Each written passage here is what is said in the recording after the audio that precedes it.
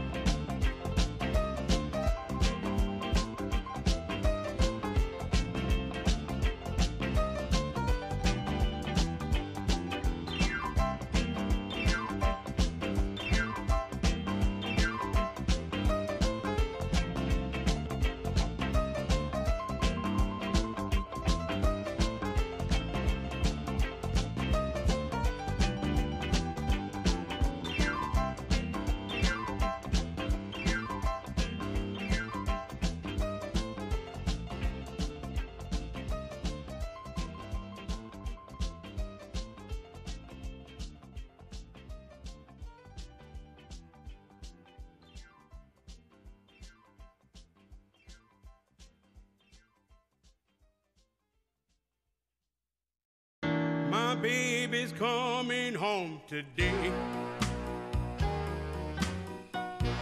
She's coming home to stay. She might take a train. She gonna walk or take a plane. I said if you walk, don't run. I'll be here when you come. So take your time, one step at a time. And when the evening sun goes down, if you haven't got to talk, girl, and day is done, I'll be here till morning comes. gonna change your mind. It's been such a long time. I don't mind. One step at a time.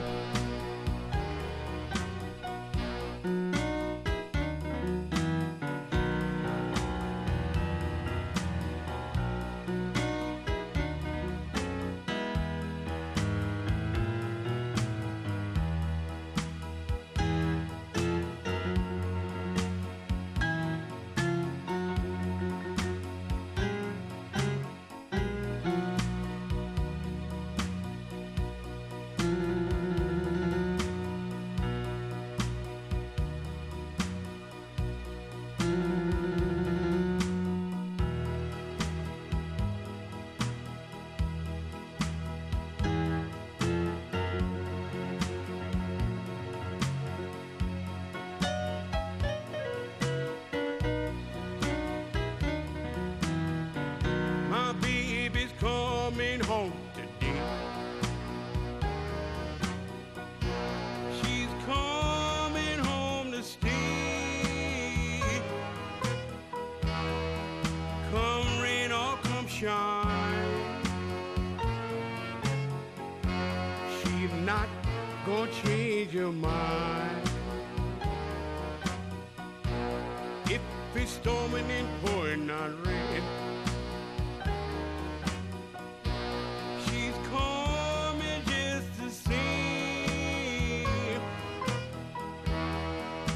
baby, take your time. One step at a time. Please walk, don't talk, don't change your mind. It's been such a long time. I don't mind. One step at a time.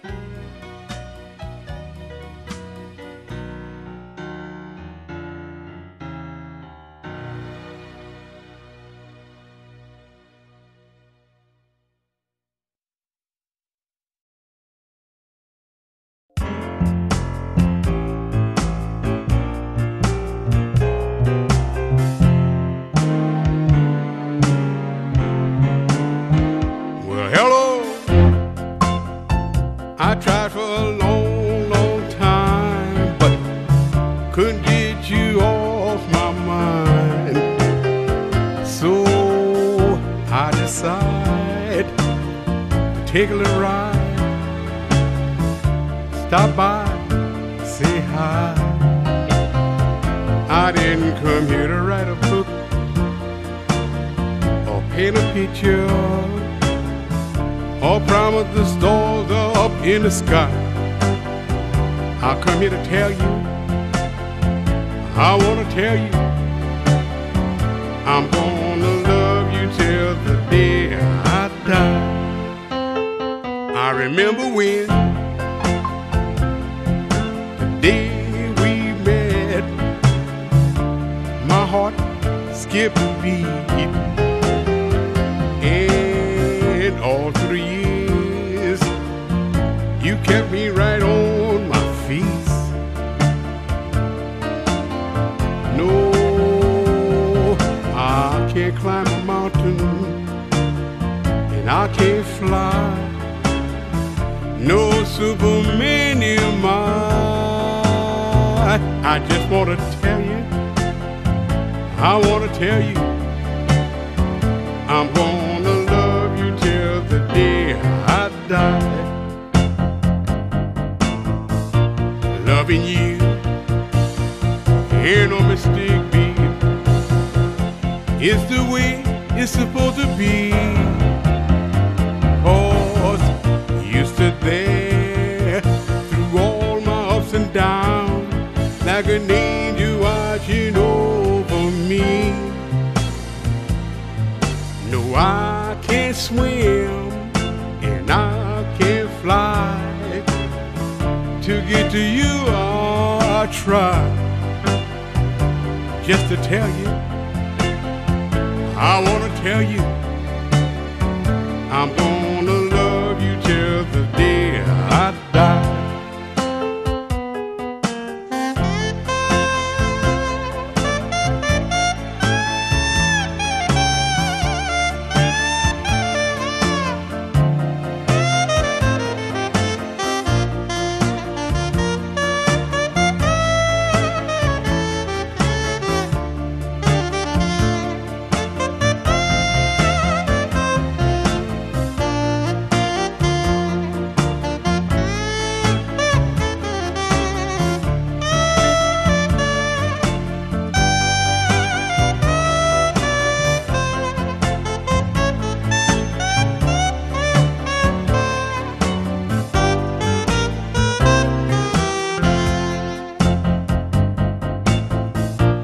Loving you ain't no mistake, babe. It's the way it's supposed to be. 'Cause you stood there through all my ups and downs, like an angel watching over me. And after all the things I've done, you stood with me, the only one. And when I was a lonely man, you took my hands. When I cried, you dried my eyes. No, I didn't wave a flag or save the country. Didn't win the Nobel Peace Prize. I just want to tell you, I want to tell you, I'm gonna love you till the day I die.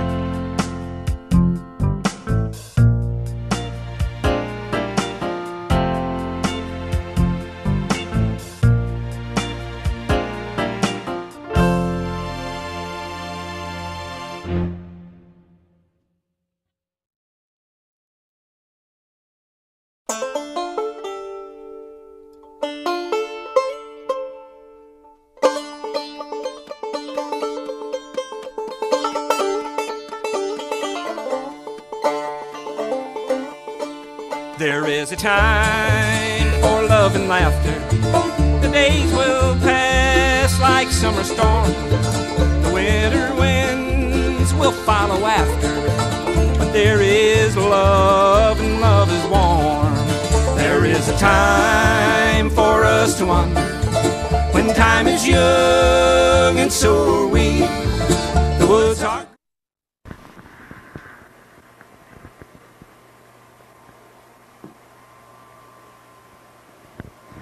This is the trip that Charlie Albright and Joe McKewen made down the Tombigbee River in 1976. As you can see, we started on Mackey's Creek, where Highway 4 goes across it. We had checked as far north as we could go, and this is the only place we could find to get into Mackey's Creek, which goes into the Tombigbee River. No other place was going to be wide enough for us to get a canoe in. This was as far north as we could go. And of course, Mackey Creek is one of the creeks that creates the Tombigbee River. Here we are getting ready to go.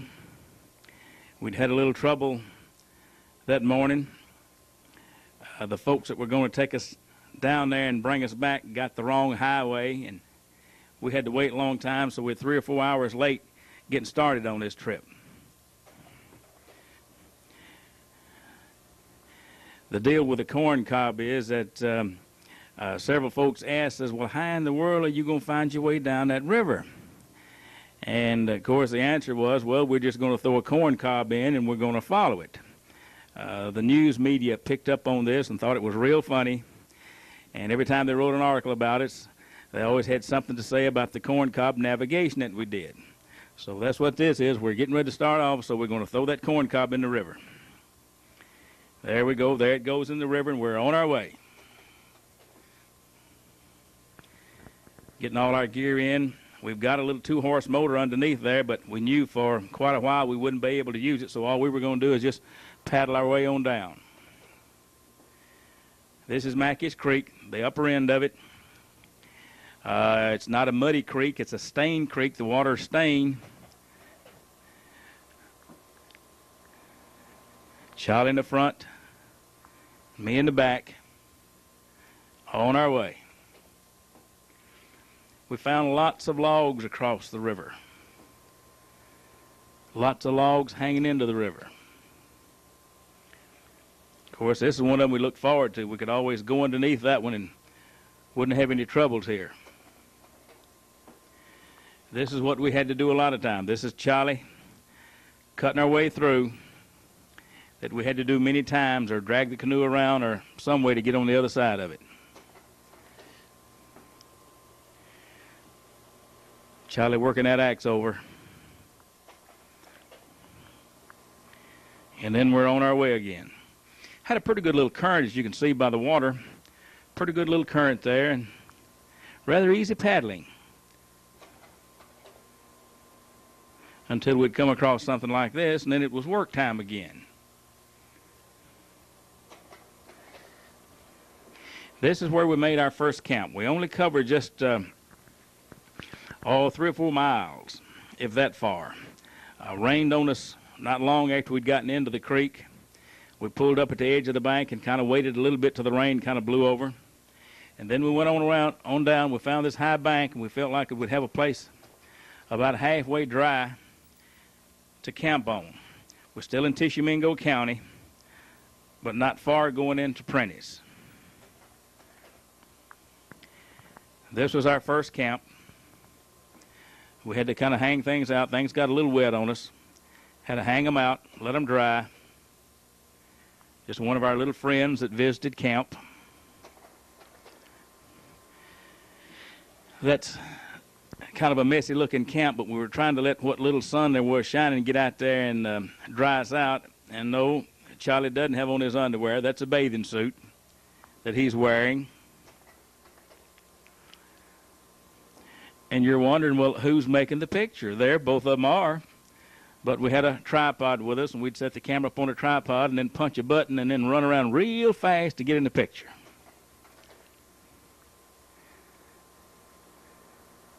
We were very fortunate. We had a pretty good place to camp every night. Here we go again the next day. Sometime the water would be fairly deep, and you can see here it's real shallow. Now that looks like a mess, but we really didn't have to cut through that one. If you look on the right-hand side there, there's a little bit of an opening, and the canoe would just went right through there and turned back to the left real sharp, and we went right through that one. Here's another one we kind of were able to get underneath and go through. Here the creek's getting a little wider, getting a little prettier, rather pleasant.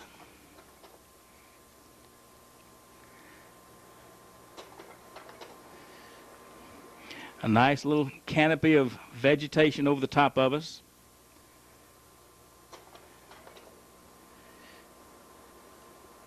Doesn't look like much of a creek there, but sometimes it wasn't.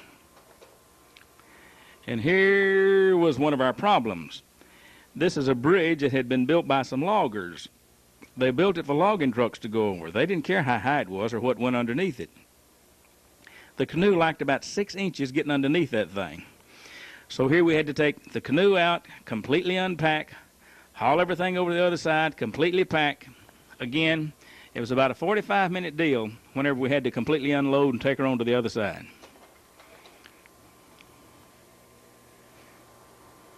Nice and cool underneath there. The river's a little prettier here. It looks like it's getting a little wider. Beautiful little creek. And this is where we camped with the creek to the front of us and a swamp to the back of us. And in all of my days of staying in the woods, this was one of the noisiest nights I ever remember. I think there was a hoot owl up in every tree. But we've gone on through now. We've gone through Prentiss County, and now we're right in the edge of Itawamba County. This was our second night out. Here we are. We came across a tree across the creek, and we said, well, this is as good a place as any. We'll stop here and make camp. We hung our stuff out. It's kind of real damp underneath there, but we hung everything out and made camp. And we're going to wait till in the morning to even drag the canoe around and get ready.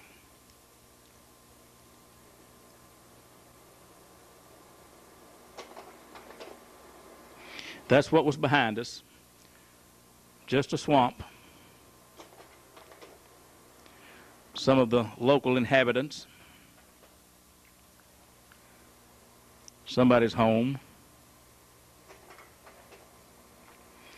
And that's where we were. There's our water bottle. We took fresh water with us.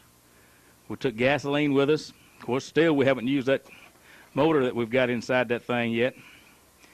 But here we go back on the other side, and we're on our way.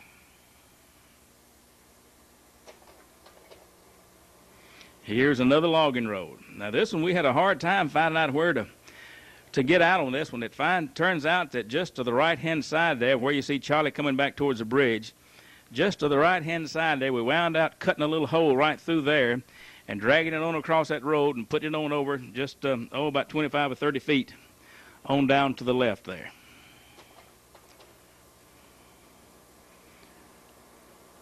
This water was just right up to the edge of the bridge. Still just a creek. Along about here, it looked like the current was all going to the left, but it looked like the river was really going to the front. And well, as I remember, Charlie said, Joe, the river's on up here. And I said, no, Charlie, it can't be. All the current's going to the left. We've got to go to the left through here. And right over there to the left is where we turned. It looked about as wide as the other one, although the other one did look like the creek bank.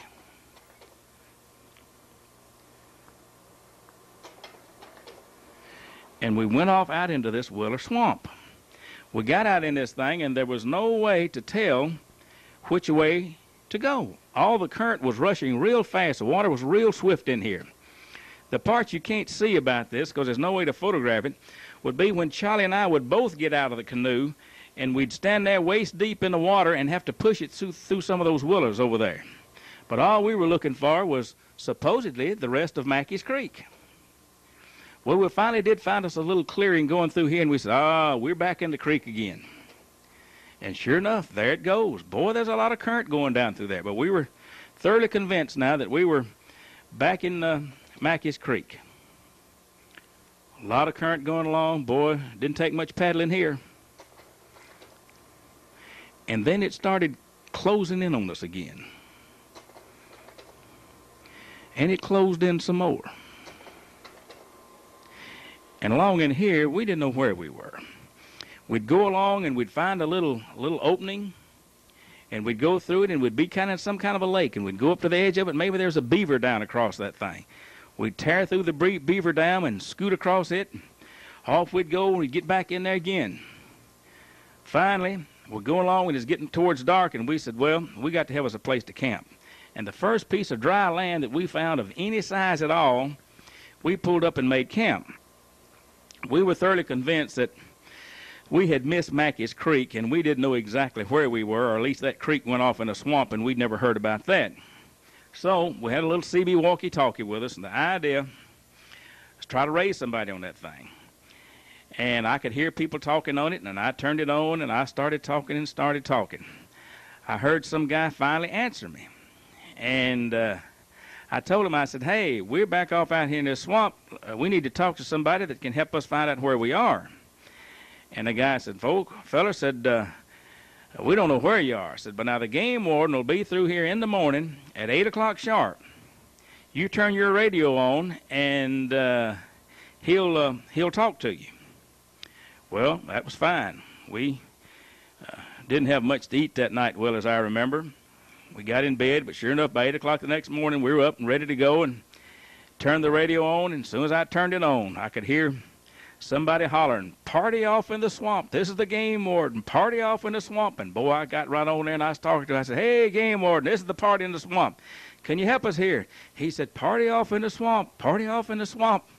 He kept getting weaker and weaker. We just had a little CB walkie-talkie with us, and he had a car radio, and he was getting out a lot stronger than we were. We could hear him, but he couldn't hear us, and he just kept fading out and getting weaker and weaker. Finally, I did get a guy on the radio, and he said, "Hey," he said, "where are you?" And I said, "Well, we're down here in this swamp someplace. I don't know." He said, "Well, give me a landmark." And I told him, I said, "Well, just a little while back, we passed an old station wagon on the edge of this creek." He said, "Yeah, I know where it is." He said, "Do you think you can get back to it?" I said, "Yeah, I think we can." He said, "Go back to it." He said, "You'll find a road there by it." He said, "Start walking out that road, and I'll start walking in." Well, sure enough, we got the canoe turned around. You can see we done missed Mackey's Creek a long way. We got it turned around, went back up there, and started walking out. And I was talking to him on a walkie-talkie. It seems like he had one, and he said, "Hey, fire your gun." And I fired the gun. He said, "Oh, yeah." I said, "You're right in front of you." And we went up there, and we met him. We talked with him, and went back to get Charlie, packed up all our stuff, went up and called Doris and said, "Doris, you got to come get us. We're back down off here in the swamp." Well, so we had to come out then. Went home, did us a little studying, figured out how to navigate one of these wild rivers of North America. Thought we might need a few little other bits of wisdom as we went along this trail. Mainly how to navigate. It says here, don't use a corn cob on the Tombigbee River. So just a few days later, Charlie and I got our stuff back together and said, well, we got to go get it again. They had asked us if we had passed Walker's Bridge on the way up that thing, and we said, no, we never passed an iron bridge. What it was, when we went off into that Willer Swamp, we went beside Walker's Bridge. We knew we went under a bridge over a gravel road, but just like 100 yards. We were within 50 yards of the Tombigbee River, but we didn't know it when we got lost in that swamp. So we get ready and we start out again. I had contacted the Corps of Engineers from Mobile and asked them how far it was from Mackey's Creek to the 0-mile marker on Mobile Bay. The lady wrote me back and said it was, when I talked to her on the phone, and she said, well, I don't know. Said, nobody's ever charted it. She said, but I tell you what we'll do. Said, we'll get one of our engineers to chart it, and I'll write you and tell you. And she wrote back and said, if we took a couple of cutoffs, which we did. We took Rattlesnake Bend cutoff there by Demopolis, and took another cutoff by old lock site number 1 over in Alabama. It would be 492 miles. So that's what Charlie and I covered. But here we are. We're back just a few days later. Seemed like 4 or 5. Charlie had made us a new cover for that canoe. If you look, it's nice and blue, and it snaps on, and it's real handy. We've got our little 2-horse motor on there. And we're at Walker's Bridge. And the press had let the word out that we were going to be there, and several folks had gathered around to see us head back down the Tombigbee River. Now, the old gentleman there is, I'm trying to call his name, from down at Baldwin. The author writes books. He stopped and told us that one thing he'd always wanted to do, said he had always wanted to get in that river and go all the way to Mobile in it. There, Doris and Edith are. Claude Gentry, that's his name. I knew I'd think of it. Of course, now they didn't charge us $1 to launch our canoe. But there's the Iron Bridge. There's Walker's Bridge that everybody kept asking us, well, have you passed Walker's Bridge? Well, no, we went around Walker's Bridge. There Mr. Gentry is with one of his books. Now, we went back up to see where we had gone wrong. Now, there is what used to be of Mackey's Creek coming into the Tombigbee, right about in the area where the Little Brown and Big Brown creeks come out of Prentiss County and create the Tombigbee River. But we were told later on what had happened. The beaver had dammed up Mackey's Creek, and it had just gotten bigger and bigger and thicker, and so all the water was not going through there anymore. It was going on down and coming in through a swamp.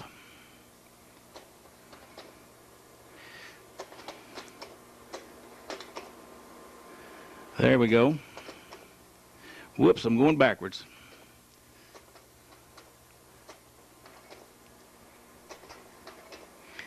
Now then, we got started. We're on our way. A little wider here. Everything going pretty smooth. Looking back towards Walker's Bridge, the bridge that everybody had asked us about and told us about, which now we considered the famous Walker's Bridge. But we're on our way. Charlie's not having to paddle anymore. He's just up for a joyride. Notice the water's still stained. It's not a muddy river. Has a nice current in it. We noticed that they'd been clearing the bank a little bit and cutting a few trees down.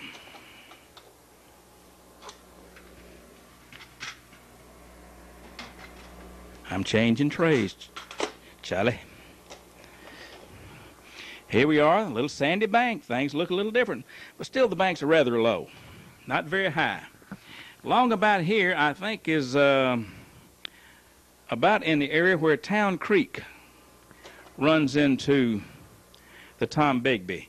Periodically, we'd go along and we'd get a little bit tired, and we'd stop and stretch our legs and get up and walk around a little bit. I think it was along about here is where we saw a game warden. We asked him if he could raise Carth, and he said, yeah, he could call Charles Reinhardt. And we said, call Charlie and tell him to call our wives and tell them where you saw us and that we're doing fine. And then we came up on this thing right here. That barge crosses the whole river. But we went up to them and told them what we wanted to do and where we were going, and they were very kind. They had men off on the edge of the bank there cutting the trees. They got their ropes, pulled them over, let us pass by. Of course, they had one tree down there. That's the way they picked the trees up out of the river and threw them up on the bank. Had that one tree, I think we went underneath that thing on the left-hand side over there, but we got on through and made it on down, and everything's going great again. Little motor running just fine, little 2-horse motor. I don't know what Charlie's pointing at, unless it's where those beavers been going up and down that bank.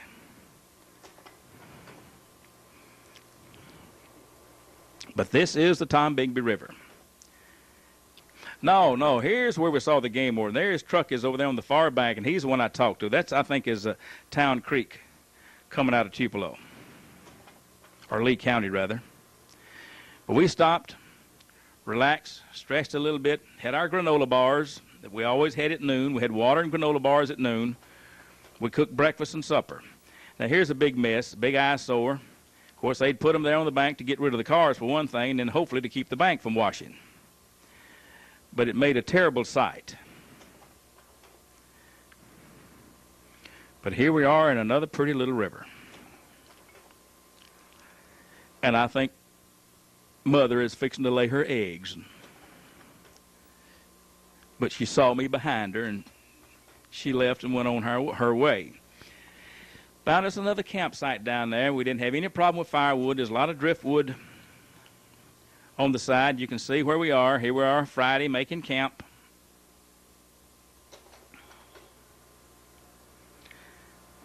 I did all the cooking and washed the dishes, and Charlie did all the camp making. Charlie would set up the camp and take it down every time we camped, and I'd do the cooking. He kept his job on the whole trip, and I kept my job. He never did fuss about my cooking. I don't know why, but he didn't. But I never did fuss about his camp making either, because he always did a good job. Just sand patterns. If we stopped early enough and I had a little time, I'd usually take my camera and go out, make a few pictures. That's looking back down towards our camp there. Our camp's down on the right-hand side there. Lots of driftwood. Ah, we found a local inhabitant.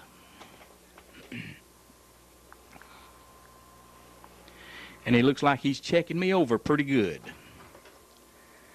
And then he turns around and looks like he says he's had enough of this mess.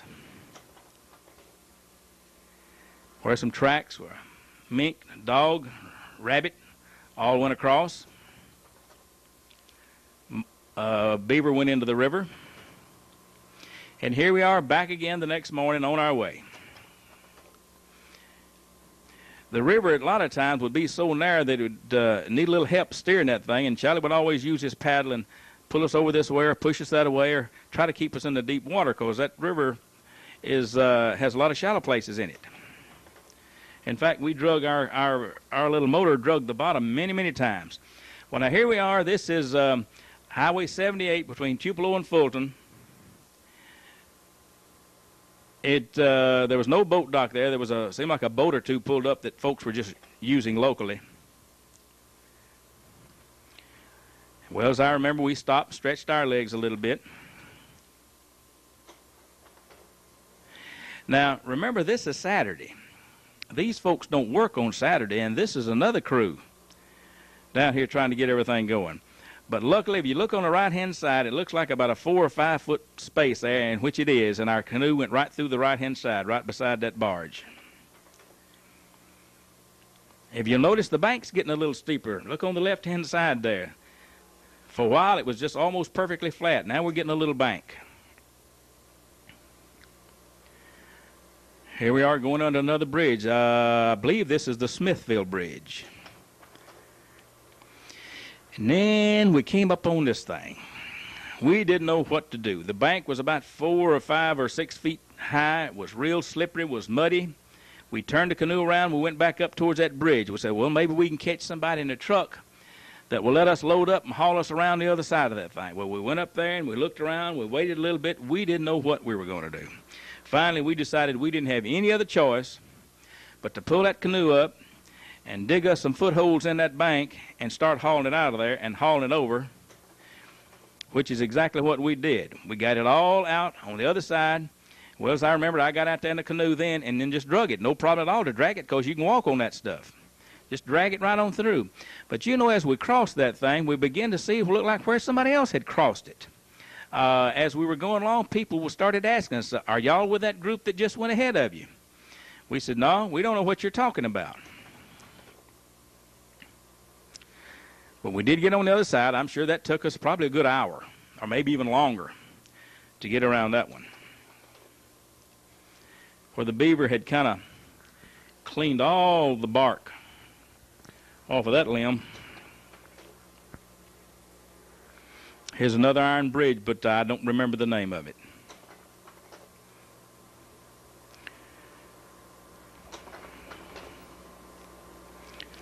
Lots of old bridges, but notice the river's getting a little wider, the bank's getting a little higher. And still, every time we'd go by one of those bridges, if we saw somebody, they'd say, hey, y'all with that party? Well, when they first started asking that question, we said, how long ago? And they said, 2 hours ago. Well, we asked some folks right back at that last bridge, well, how long ago? They said, about 15 minutes. And we turned a corner in the river and looked up, and there was a bank just slap dab full of boats and boys and men. What it is, there are a bunch of guys from Aberdeen. I think it's from Aberdeen, the Aberdeen area. Every year they go up to Fulton, take their kids with them, put their canoes in, and not their canoes, well, it was one canoe, put their boats in, and boat down, spend one night on the river, and just let the boys have a good time. They'd fish and swim and just have a good time on that river. They do it every year. They asked us if we'd like to come in and make camp and spend the night with them. We said we sure would.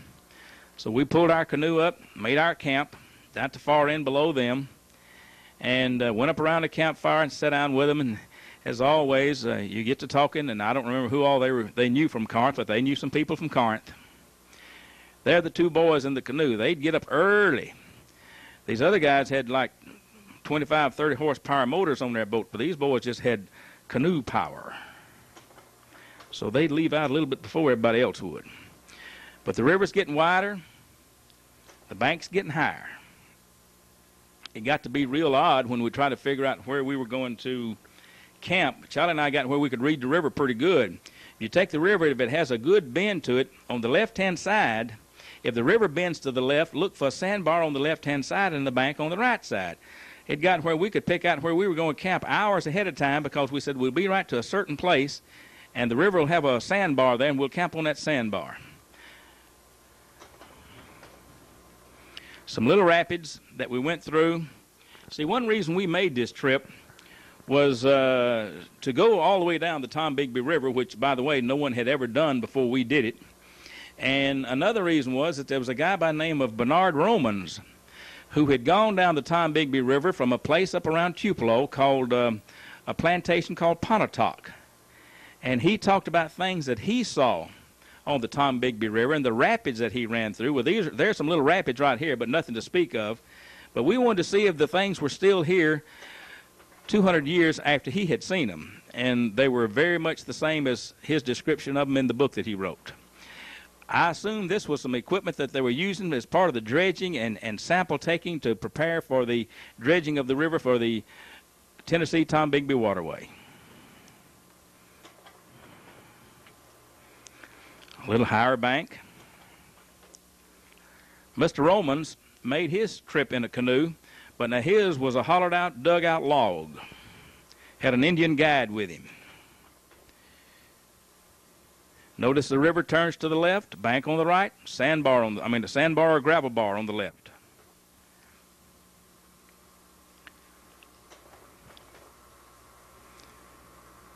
Have no earthly idea what these things are. There's our group now. They would go on past us with their motors and just shoot right on past us. And here we are. They're just out stretching their legs, having a good time, waving at us as we went by. Here's some more of the little rapids that we went through. You wouldn't even call this white water, just a little bit swifter water than normal.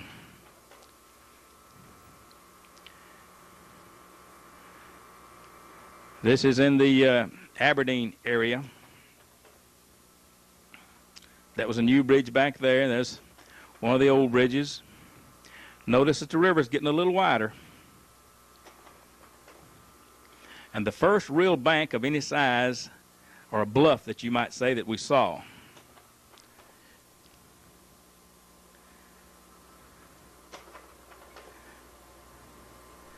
Another old bridge.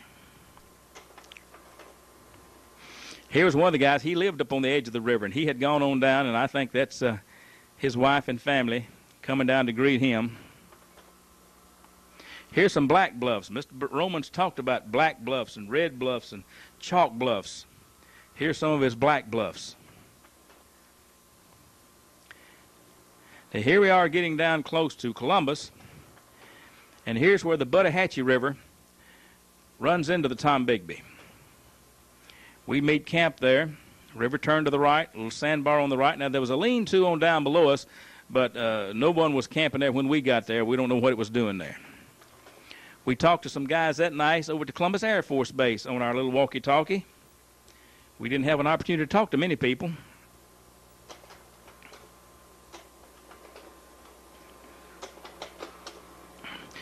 I overshot my slide there, Charlie.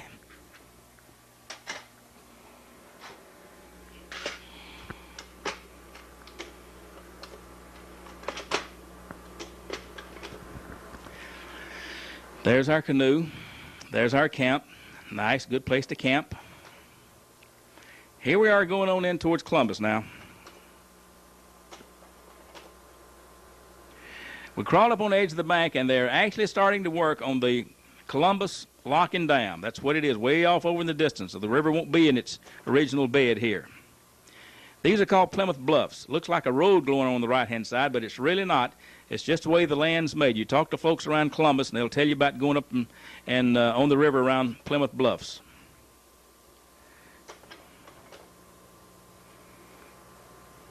It's just a little flat piece of land up there where some kid had him a swinging out on the river. And here we are coming into Columbus. Those were some kids from some college up in Tennessee down in the Tombigbee taking the biological samples out of the river. Some more of them over there on the bank. Now there's at this time there was no boat dock as you normally think of a boat dock on the Tombigbee River. There were places on the bank where you could pull a boat up to, or a canoe, and this was the one there in Columbus. We pulled up at this one, and here's where we went up, got us some water, got us some gasoline. I called home, and the Columbus television station came down and interviewed us on television, but you still couldn't call it a boat dock. We took care of our business up on the bank and then got ready to leave, and then as we started out, we saw this thing down below down there. Well, as I remember, this was going to be some kind of a boat that was going to go up and down the river, and they were going to do a little gambling or something on it, so I was told by a roomer. And mysteriously, not long after we went through here, I'm told that thing burned sitting right there. Notice over there on the bank, if you can see them, there's some buzzards sitting on the limb. But now, I don't think either one of us has had a bath at this time. They circled over us and looked like they were sniffing at something to me. That's just a water or a gallon milk container up in that tree, but my reason for making the picture is to show you how the water is. That's one reason that there weren't any boat docks on the river. The river along and through here on Columbus and the most of the length of it fluctuates and floods, and so if there were anything built, it would just wash out. It had rained on us just a little bit, and here we'd pull up to take off our ponchos, I think, and stretch our legs. Charlie looks like he's drinking water, mainly to get up and let certain parts of our anatomy rest. Those seats get awfully hard. Here's where a deer had gone up the bank. I think that's known as the wavy-lipped mussel. There was a big deal about if some mussels or some local wildlife might be destroyed if the Tin Tom River were ever completed. It's where a deer went up the bank. Notice the river. The river is flowing to the left side there. There's our sandbar, just like we figured out we'd find. Another type of mussel. River's prettier here. I think this is one of the prettiest stretches along the whole river from Columbus down to Demopolis, Alabama. Here's a pile of mussels, and I'm not real sure what this might be.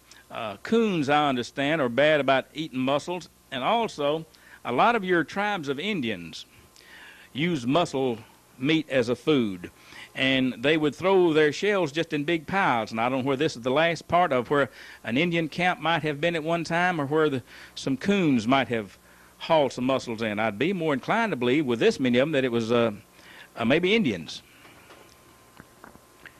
Here is a road that crossed the Tombigbee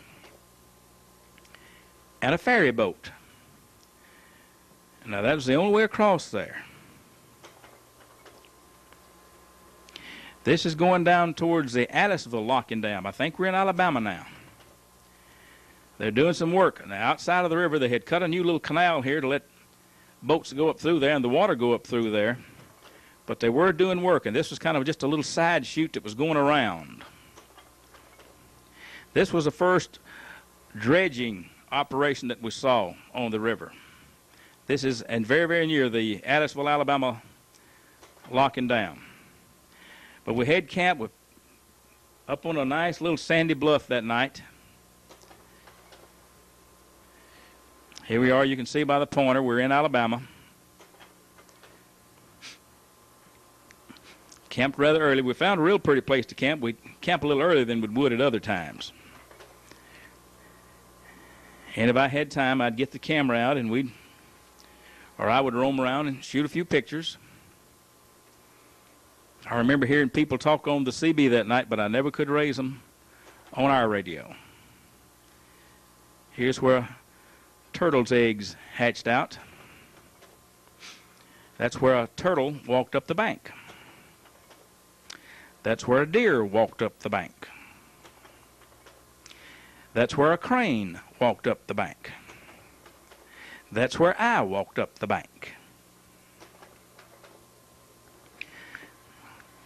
Just a campfire, almost dark.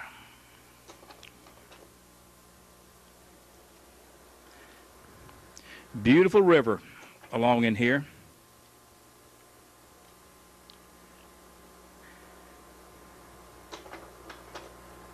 I think the part that we just passed there, let me back up and look at that. That's the Sipsey River, coming out of Alabama, where the Sipsey River comes into the Tombigbee. This is a tree, but look at that buzzard. I still don't think we've had a bath. I know I haven't, and I don't think Charlie has either. Kind of a rock wall on the right side. Pretty river. Little stream coming in with a waterfall.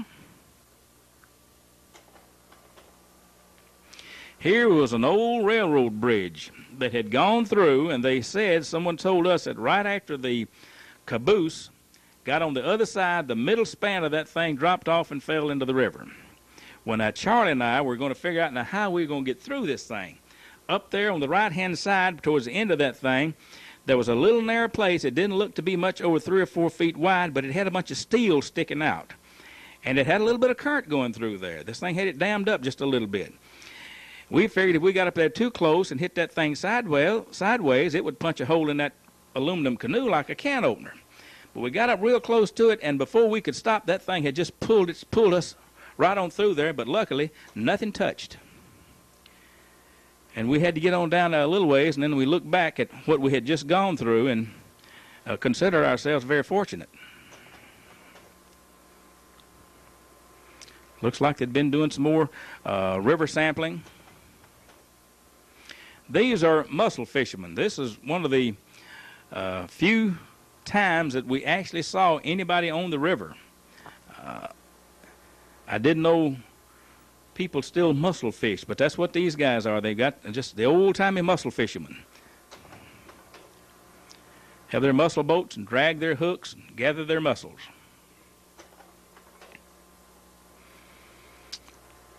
A little wider river.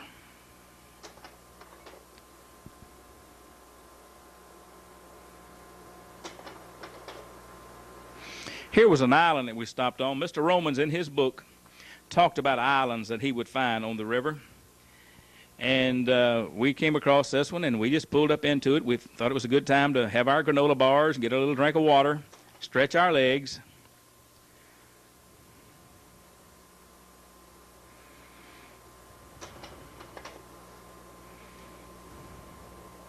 Now here we are going down towards some white bluffs or some chalk bluffs. Mr. Romans talked about those too. You can see where some of the trees would turn loose up at the top and just slide all the way down that bank. Now here we are at the Gainesville Lock and Dam that they're starting to build. This was by far the most construction on anything that we had seen. Gates that would let the water in and out, kind of a little different from what we're used to on Pickwick.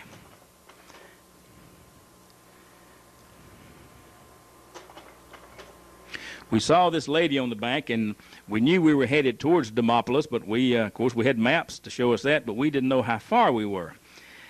So we got in a little bit closer to her, and I remember hollering over and asking, I said, Madam, could you tell me how far it is by road from here, by river from here to Demopolis?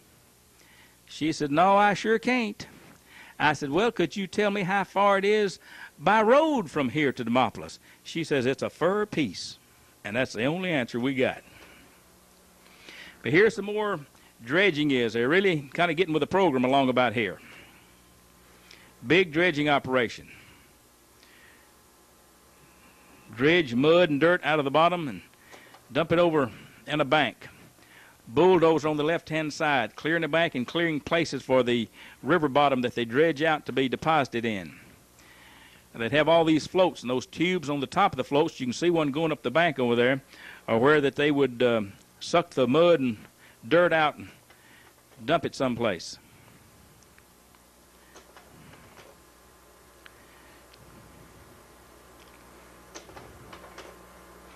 More chalk bluffs. A new highway bridge.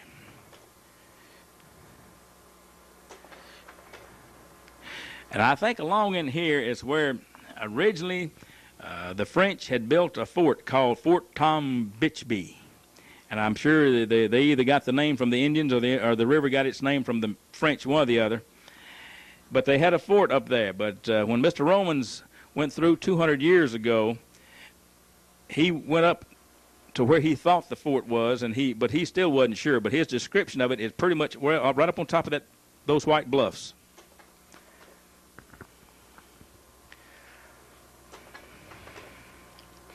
Now this was late in the afternoon, and we had come down, and they had a dredging pipes all the way across the river, and our canoe wouldn't go underneath those pipes either. We didn't know what we were going to do. It was getting late in the day, and one of those guys on that tugboat there tooted his whistle and waved to us and let us go up and go around his tugboat and go down the other side. If we hadn't, we'd have been black dark making camp that night. But bless his heart, he let us go around that other thing.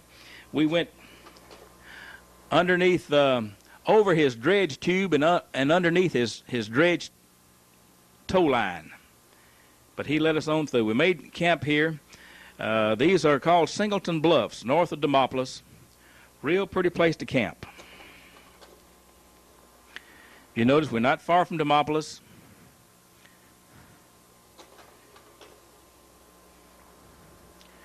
Beautiful campsite, nice and dry, sandy.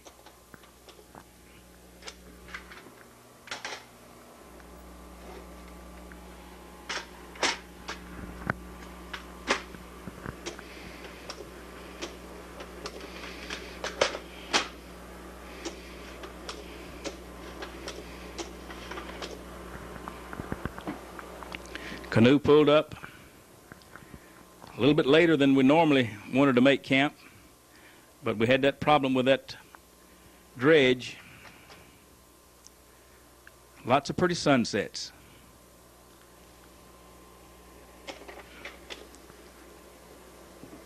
Now here's where the Warrior River comes out of Alabama, goes up towards Birmingham, and runs into the Tombigbee. If you notice that little river marker over there, that's the first river marker that we saw. This was the first barge that we saw. This was in Demopolis. We were going along, and we wanted to find a place to stop and get us a little something to eat, water, fuel. We saw a sign that said Corinne's Bait Shop. And we figured that was as good a place as any. So what we did, we just went right in that little creek there. You just had to go up the creek, go underneath that bridge, and it turned out there was a little place. But now they didn't have any... it seemed like it was ice or something that they didn't have any. And Charlie and I had to walk, seemed like about a mile.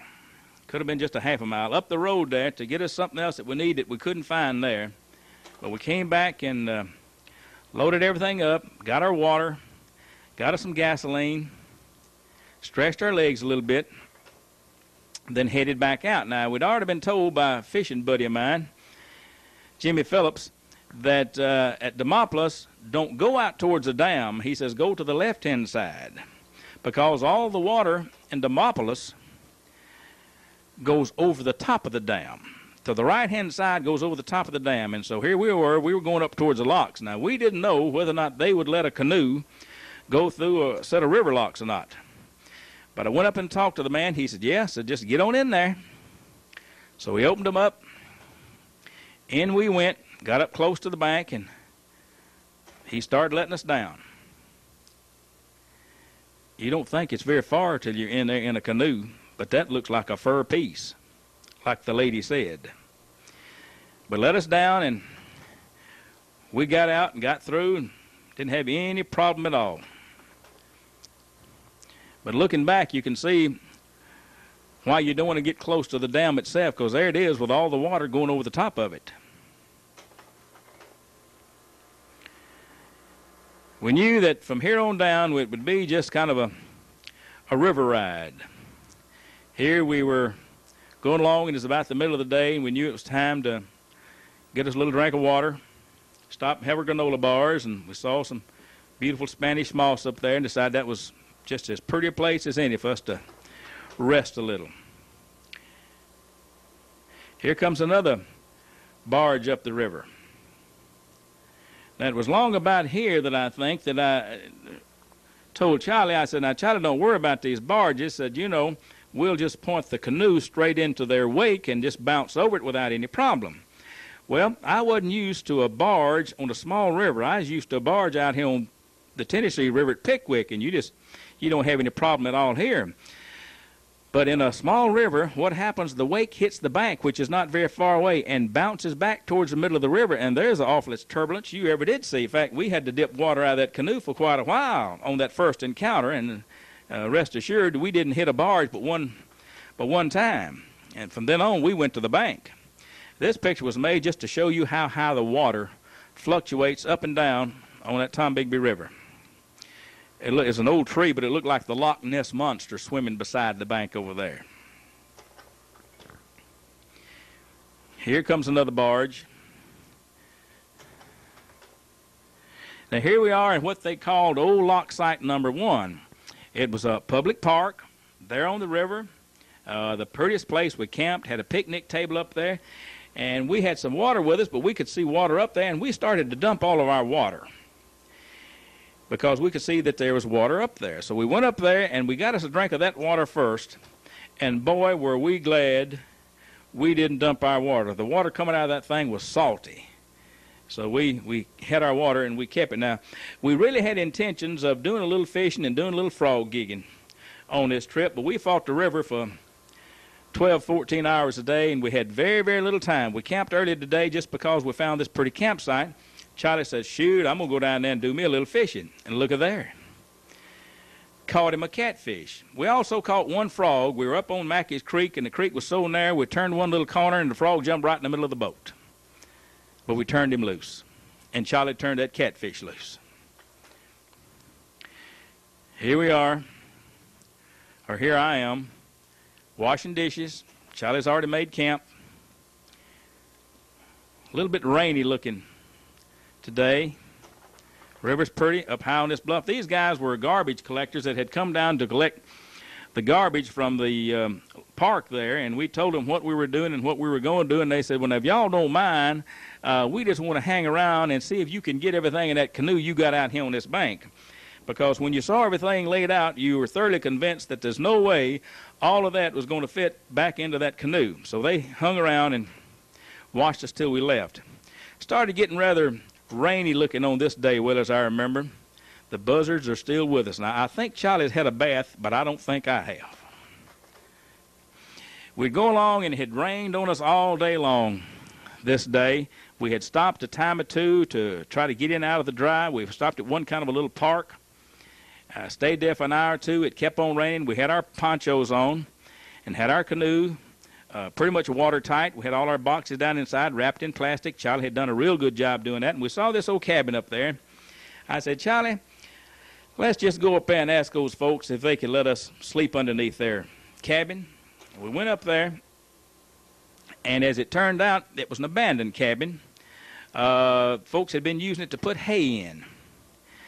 And underneath the cabin, it was just water and wet. And the door was open, and Charlie and I went inside. There were a couple old beds in there. It seemed like I slept on one of the beds in a sleeping bag, and Charlie set up his little cot that he had with him.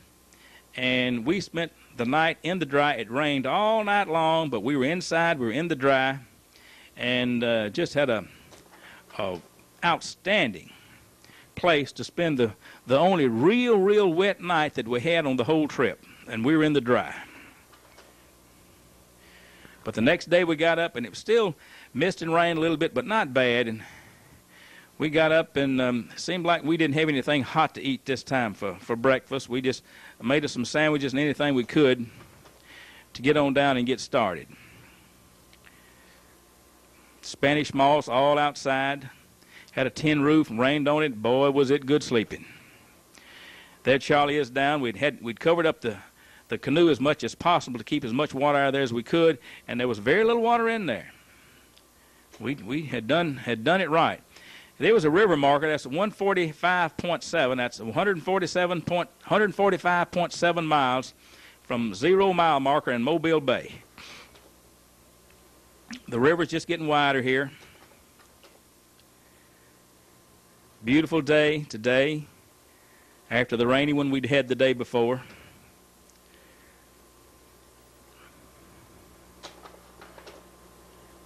Here was one of the uses that we found that the Tombigbee was put to. We didn't find a lot. They're hauling pulpwood on barges. Here we are at the near the Coffeyville Lock and Dam. This was just a little bit north of the dam, and it was like this is the only type of boat loading and unloading facility that we found. It's just a bank that you pull your boat up on. But we did pull up there, and we got us some water and got us some gasoline and went over in there, and well as I remember, we both had hamburgers. Called home and told our wives where we were and how we were doing, and went on down, and we asked this guy if we could get through, and he said, yeah. He said, but now get in there in a hurry. He said, I got a barge coming up the river right now. Well, we did. We put in there, got in that thing just as quick as we could. He let us down, and this is on the right-hand side, and my idea was as soon as the gate opened, we'd shoot to the left and get on out in the river. The current was pretty good right here. But when we got outside that lock, there were people fishing all up and down that bank, and we couldn't, so we had to cut out into the real swift water, and that's as close as we came during that whole trip to turning that thing over. I pushed that little motor just as far to the side as it would go, and it barely pulled us out of some swift water.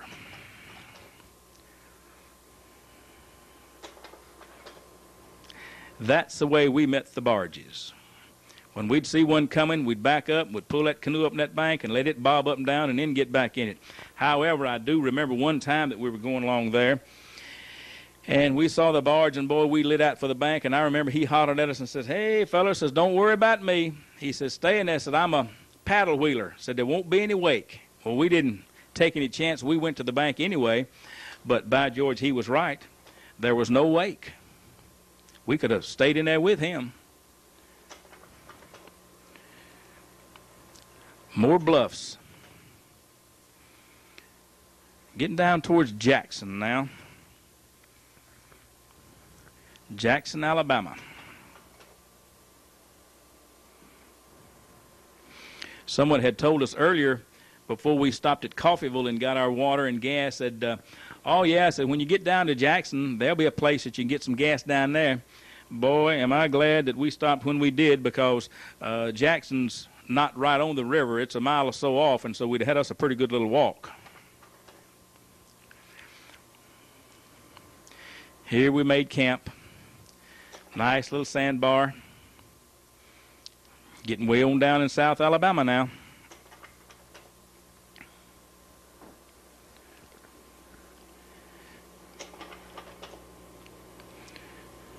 I thought that place looked real pretty with the sun where it was. I said, ooh, now look at that. Wouldn't that look nice if somebody was standing down there just so cool, calm, and serene? And you know, because I've already told you, I had 12 seconds to punch that button and run down there and get on that riverbank and look cool, calm, and serene. There Charlie is drinking that coffee. You know, back up at Demopolis, I thought I was going to lose Charlie. We almost ran out of coffee, and I believe if we had run out of coffee, he'd have just left. But I believe if we could have kept coffee with us, we could have just passed on Mobile and headed for Cuba, and he'd have just stayed right in there.